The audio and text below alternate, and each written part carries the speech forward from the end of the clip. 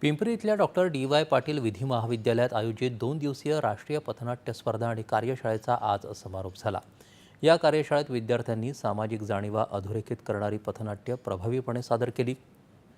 बदलत्या जगात मानवी हक्क, नव्या आव्हानांना तोंड देणं आणि सामायिक जबाबदाऱ्या स्वीकारणं अशी या स्पर्धेची संकल्पना होती.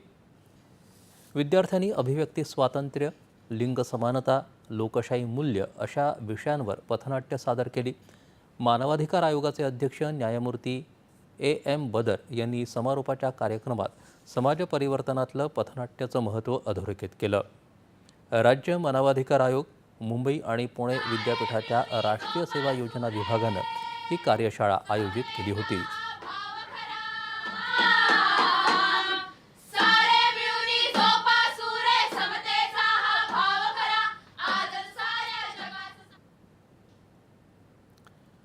शारदीय नवरात्र उत्सवाची 8वी माळ म्हणजेच अष्टमी